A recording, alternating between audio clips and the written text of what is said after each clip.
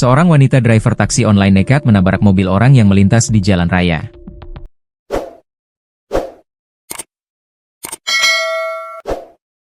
Upaya tersebut ternyata dilakukan sengaja oleh wanita driver taksi online demi lolos dari penyekapan.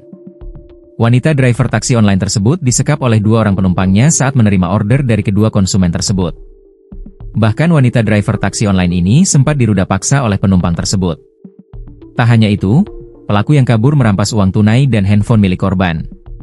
Korban perempuan berinisial V, 50 tahun, sedangkan pelaku Al-Muhsi alias Aldi, 34 tahun, dan JA, buron. Menurut Kepala Satuan Reserse Kriminal, Kasat Reskrim, Polres Musirawas, Ibtu Riantiantoro Putra, peristiwa itu terjadi pada Minggu, 6 April 2025, malam. Kedua pelaku awalnya memesan layanan taksi online dari Kota Lubuk Linggau menuju daerah Merasi, Kecamatan Tugu Mulyo, Kabupaten Musirawas, sekitar pukul 21 waktu Indonesia Barat. Namun, di tengah perjalanan korban dipaksa berhenti.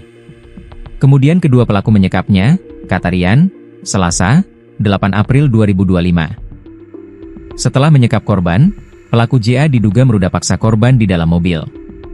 Selanjutnya, pelaku mengambil alih kemudi mobil, sementara korban dipindahkan ke kursi penumpang dalam keadaan disekap.